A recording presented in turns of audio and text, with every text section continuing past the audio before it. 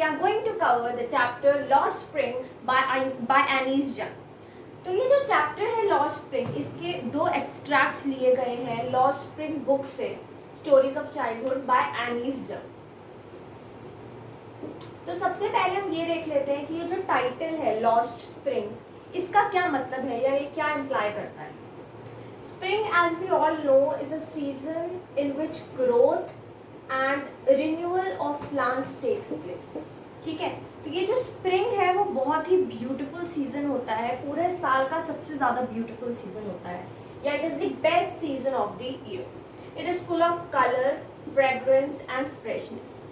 जिस तरीके से स्प्रिंग जो है वो सबसे बेस्ट सीजन है या ब्यूटीफुल सीजन है पूरे साल का, उसी तरीके से जो चाइल्डहुड है वो ह्यूमन लाइफ का सबसे ब्यूटीफुल फेज होता है. In this phase of life, childhood, there is immense scope of growth, not only physical but also mental. ठीक है, तो it is there, in this phase of life there is joy, there is pleasure, play and immense scope of education. लेकिन हम सबको पता है that there are millions of children जिन्हें ये जो चाइल्डहुड फेज ऑफ लाइफ है इसे इंजॉय करने का टाइम नहीं मिलता, because they are employed in some work. ठीक है, तो चाइल्ड लेबर की वजह से they are deprived of this beautiful phase of their life. और इन्हीं मिलियंस ऑफ बच्चों में से 2 बच्चों की हम बात करेंगे या उनकी लाइफ को देखेंगे कि कैसे उनकी लाइफ किन चीज़ों पर बेस्ड है और कैसे वो रैग पिकिंग और बैंगल मेकिंग जैसे जॉब्स में एम्प्लॉयड हैं और उन चीज़ों का उनकी लाइफ पे क्या इम्पैक्ट पड़ता है. So these 2 children are Sahib and Mukesh. ठीक है, तो they experience no spring in their life. That means they are deprived of this beautiful phase of life that is childhood. उनका जो चाइल्डहुड है it is consumed in making a living और to earn their living और to earn money to sustain their childhood. ठीक है, तो हम ये चैप्टर जो है, ये एक्सट्रैक्ट्स जो हैं 2, वो ये कवर करेंगे कि कैसे उनका फ्यूचर एक तरीके से डिप्लॉय हो जाता है या future of little ones is deployed when child labour is employed. किस तरीके से ये जो लाइन है वो उनकी लाइफ में इम्प्लीमेंट होती है और कैसे उनकी लाइफ इतनी बुरी तरीके से इम्पैक्ट होती है just because they are not given they are not given the right to education, the right to living the most beautiful phase of their life. और किस तरीके से ये चैप्टर अनफोल्ड होगा हमें उनकी लाइफ के बारे में पता. तो जो पहला एक्सट्रैक्ट है वो स्टार्ट होता है साहिब से, जो कि एक रैग पिकर है and his family is actually a refugee family from Bangladesh. तो इनकाउंटर जो ऑथर है एनीज यंग, वो साहिब और उसके साथ के जो बच्चे हैं जो रैग पिकिंग करते हैं उन्हें रोज़ देखती है, रोज़ शी नोटिसेस देम. और आज पहली बार शी एडवाइजेज देम और she advises him, Sahib, to go to school. वो कहती है that why don't you go to school. तो आगे से साहिब कंप्लेन करता है that there is no school in the neighbourhood area. So आगे से एनीज यंग कहती है कि अगर कोई स्कूल होगा, if I build a school will you come to that school. तो आगे से साहिब कहता है yes of course I will come. And तो इनडायरेक्टली ऑथर ने उसे प्रॉमिस कर दी that I will build a school and you can come to the school. तो थोड़े दिनों बाद जब साहिब उससे ऑथर से पूछता है दैट आपका स्कूल रेडी हो गया, तो उसे बहुत ही बुरा लगता है या एम्बैरेस्ड हो जाती है ऑथर जो है, because she had made a promise which she had no intention to fulfil. तो उसने एक ऐसी प्रॉमिस कर दी टू ओपन अ स्कूल जो कि बिल्कुल ब्लीक थी या उसका कोई इंटेंशन ही नहीं था स्कूल बनाने का. बट उसे उस समय ऑथर को ये रियलाइज़ होता है कि जैसे मैंने प्रॉमिस करी वैसे ही ऐसी प्रॉमिसेस जो हैं इन जो पुअर पीपल हैं उनकी लाइफ इन्हीं से सराउंडेड होती है या इन्हीं पर बेस्ड होती है. There are politicians, there are people of upper class जो उन्हें ऐसी फेक प्रॉमिसेस करते हैं. तो but promises like mine, means the author, abound in every corner of his bleak world. तो जो fake promises हैं they are a part of these poverty stricken people. ये promises जो politicians करते हैं, जो upper class करती है, ये उनकी life का एक बहुत ही बहुत ही ज़्यादा एक नॉर्मल सा पार्ट होता है। तो ये ऑथर रियलाइज करती है after making a promise which she did not had any intention to fulfil. तो इस तरीके से हमें पता चलता है कि कैसे Sahib has the zest to go to the school but he had no opportunity of going to the school. अब जो साहिब है रैग पिकर, उसका पूरा नाम है Sahib Alam, which is actually an ironical name, क्योंकि साहिब आलम का मतलब होता है lord of the universe. And lord of the universe, जैसे किसी भी चीज की कोई भी कमी ना हो, लॉर्ड ऑफ द यूनिवर्स। तो और उसका नाम इसलिए आयरॉनिकल है because of the situation in which he is, it is completely reverse of his name. ठीक है, तो वो बेयरफुट, नंगे पैर अपने साथ के जो रैग पिकर्स हैं उनके साथ रोम अराउंड करता है, and he does not go to school, he has no opportunity of growth और the pleasure of childhood, and he is in extreme state of poverty. बहुत ही परपेचुअल स्टेट ऑफ पोवर्टी में वो लोग फंसे हुए हैं, and there is no way out. कोई ऐसी अपॉर्चुनिटी नहीं है कि हम कहें कि there is a way out for them. तो बेयरफुट होना ऑथर ऑब्जर्व करती है that it is actually a old tradition in some of the poverty stricken India, some of the parts of poverty stricken India. ये वो कब observe करती है, जब वो एक बच्चे से पूछती है that why are you barefoot, why didn't you wear a pair of shoes. तो वो आगे से बोलता है कि मेरी मम्मी ने उसे शेल्फ से निकाल के नहीं दिया मुझे। The second one says even if she does, वो उसे फेंक देता है। The third one says I want shoes, because that third child has never owned a pair of shoes in his entire life. तो ये इस तरीके की पोवर्टी से वो लोग जूझ रहे हैं, या इतनी परपेचुअल स्टेट ऑफ पोवर्टी, इतनी ज़्यादा एक्सट्रीम स्टेट ऑफ पोवर्टी है that the children they haven't even owned a pair of shoes in their entire lifetime. ठीक है, तो इस इंस्टेंस के बाद या इस इंसिडेंट के बाद ऑथर को एक स्टोरी याद आती है, या एक प्रीस्ट का सन याद आता है who wanted shoes and he prayed for कि मुझे शूज़ मिल जाएं। उडीपी में एक प्रीस्ट का सन होता है, 30 years ago की ये स्टोरी उसे याद आती है। Now presently the son of the priest, he owns shoes, but now also there are millions of children who do not have or shoes or who are shoeless. ठीक है, तो ऐसी एक्सट्रीम स्टेट ऑफ पोवर्टी में कई लोग आज भी जूझ रहे हैं। ओके, तो जो सीमापुरी प्लेस है वो वैसे तो दिल्ली के पेरीफेरी में लाई करता है, लेकिन if we talk about development, तो यहाँ की development is next to nothing. तो it is very very far away from Delhi और miles away from Delhi due to the development phase. Now यहाँ पर जो रेफ्यूजीज़ रहते हैं वो बांग्लादेश से आए हुए हैं, बहुत साल हो गए उन्हें, आई थिंक ऑलमोस्ट 30 years से कई लोग रह रहे हैं, and they fled their country, और वो अपनी कंट्री को, बांग्लादेश को छोड़ के 1971 में वहाँ से आए थे। और जो सीमापुरी है वो किस स्टेट में वहाँ पर कैसे वहाँ पर रहते हैं लोग, they live in their structures of mud, tin, टार्पोलिन। ना वहाँ पर कोई सीवेज की फैसिलिटी है, ना ड्रेनेज की, और ना ही रनिंग वाटर की। तो in this condition these people, these refugees, they live, but they have no permit, they have no identity, but what they have is ration cards, because these ration cards allow them to vote. According to them, food is more important for survival than an identity card. तो जो खाना है वो उनके लिए ज़्यादा important है than an identity card. Sahib अब आगे क्या कदम उठाता है? He takes a conflicting step forward. He picks a job in a tea stall जहाँ पर वो 800 रुपये हर महीने कमाता है, और वो ऑथर से मिलता है, या ऑथर उसे इनकाउंटर करता है while fetching milk in a steel canister. तो जब वो उसे देखता है, जब वो ऑथर उसे देखती है, एनीज यंग जब ऑथर को देखती है, he has lost the carefree look. The steel canister seems heavier than the plastic bag he would carry so lightly over his shoulder. तो उसका जो बर्डन है वो इंक्रीज हो चुका है ड्यू टू दिस जॉब। तो इस जॉब का एक्चुअल में क्या इम्पैक्ट होता है साहिब पे?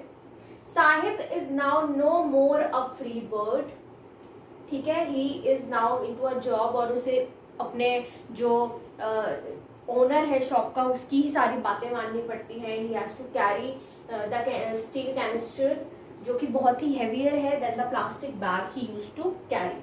ही is now no more a master of his own self, he is under the master, under the command of the master.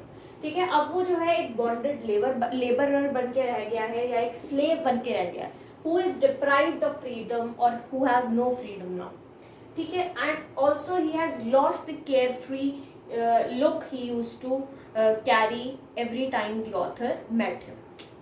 Now the second extracts talk about Mukesh, who is a child laborer in glass factory in Firozabad. Firozabad जो है वो glass industries का hub है.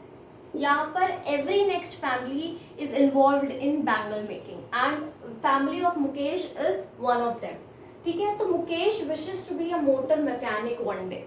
वो motor mechanic बनना चाहता है एक दिन. He wants to learn to drive a car. Car चलाना सीखना चाहता है, ड्राइव करना सीखना चाहता है. And his family, the members of his family, they are unaware that child labor is illegal. और मुकेश जैसे बच्चों का ग्लास इंडस्ट्रीज जैसी फैक्ट्रीज में काम करना, जहाँ पर इतने हॉट फर्नेसेस होते हैं and dingy cells with no ventilation, ये जो है इलीगल है. और अगर लॉ इन्फोर्स हो गया तो मुकेश जैसे 20,000 बच्चे approx they can be taken out of these child labor if they are involved in, or the factories they are involved in Firozabad. तो जो वर्किंग कंडीशन है वहाँ के ग्लास फर्नेसेस की वो कैसी है, वहाँ बहुत ही ज़्यादा हाई टेम्परेचर होता है, they are high furnaces. Dingy cells है, कोई भी वेंटिलेशन नहीं है, बहुत ही पुअर वेंटिलेशन है. ठीक है, and their eyes, the workers who are involve in these glass industries, उनकी जो आँखें हैं they are more adjusted to the dark than to the light outside. Why? Because they are all day involved in those dark furnaces, working day and night for these bangle making. अब फिरोज़ाबाद की कैसी living conditions हैं ये हम देखते हैं. जो फिरोज़ाबाद है वो स्टिंकिंग लेन्स हैं, वहाँ पर it is choked with garbage. जितने भी हाउसेस बने हुए हैं उनमें कई में डोर्स नहीं हैं, कई में विंडोज़ नहीं हैं, and the humans and animals they को एग्जिस्ट टुगेदर. तो जो कंडीशन है हाउसेस की, it is not good, it is not actually even fine. ठीक है, देन द ऑथर एनीस जंग, शी विजिट्स मुकेश हाउस, और वो क्या ऑब्जर्व करती है मुकेश के हाउस में, लेट अस सी. मुकेश का जो हाउस है, जो घर है, इट इज़ हाफ बिल्ड शैक, वहाँ एल्यूमिनियम के यूटेंसिल्स वगैरह हैं, and the house it houses 3 generations, 3 generations हैं वहाँ. ठीक है, so it is grand mother भी है, उसके भाई भी है, बड़ा भाई भी है, उसकी बड़े भाई की वाइफ भी है. ठीक है, तो जो एल्डर ब्रदर की वाइफ है, she is responsible for family member का जो वेलफेयर है या जो भी खाना पकाना होता है वो she is responsible for that. She covers her face with veil in front of male family members. क्यों? Because it is a custom or it is a tradition in their family or many families like that, like Mukesh's family. Okay, तो जो मुकेश के father है, he is the head of the family, and he after doing so much hard work also, he is not able to renovate the house and not able to provide education to his 2 sons. ठीक है, the only thing he is able to do is to give a legacy of the art of bangle making. यही legacy वो अपने बच्चों को दे पाए हैं अभी तक. ओके, अब जो मुकेश की ग्रैंड मदर हैं उनका क्या माइंडसेट है, शी बिलीव्स इन कर्म और destiny, and she has quietly accepted her husband's blindness, जो कि किसकी वजह से हुई है, again working in the glass industry. तो उसने बहुत ही शांति से ये एक्सेप्ट कर लिया है, and she believes it is our own karma और our own destiny. And she also believes that a God-given lineage which is working in these factories, glass industries, it can never be broken. Okay, so the birth in the caste of bangle makers, it is an unescapable destiny. अगर जो bangle maker की industry में जिनका जो birth हुआ है बच्चों का, they are also a victim of abject poverty, lack of education, and then again it leads to a vicious cycle which keeps on rotating and rotating and rotating without ending. So it is a never ending or it is an ongoing circle, a vicious circle of poverty, जो कि चलता ही रहता है. The children they also follows the elders footsteps और वो भी उन्हीं glass industries में काम करने लग जाते हैं. क्या आयरनी जो है वो परसेप्शन, क्या आयरनी एग्जिस्ट करती है वहाँ पर.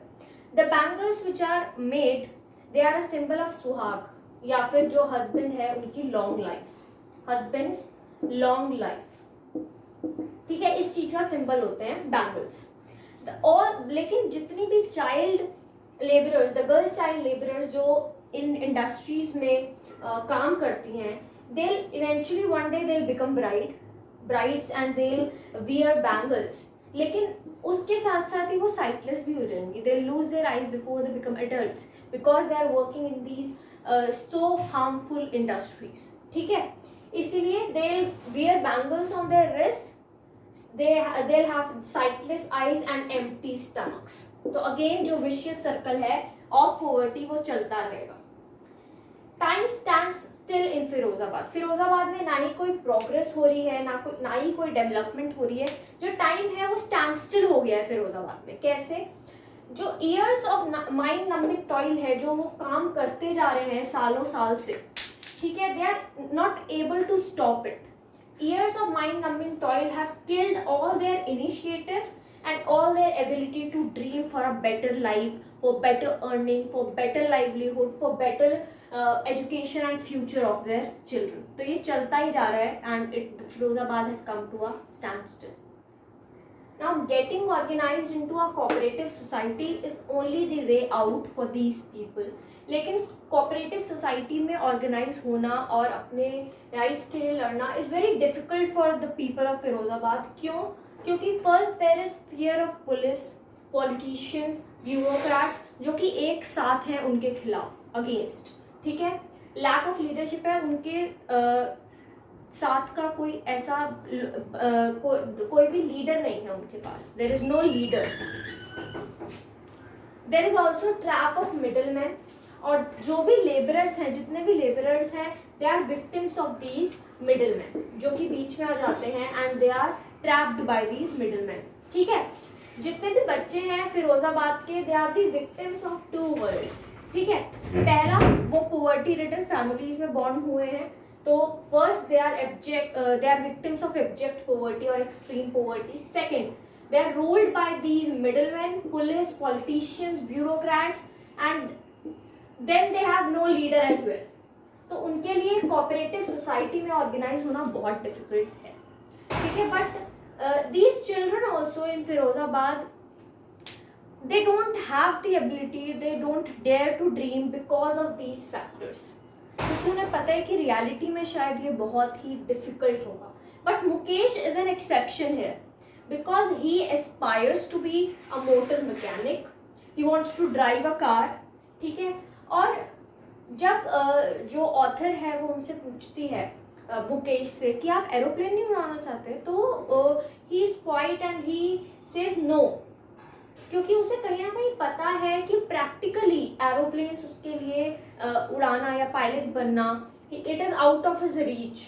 तो he is practically thinking and practically उसके लिए जो पॉसिबल है वो उसी चीज़ के बारे में ड्रीम करता है. ठीक है, सपने देखता है उसी के.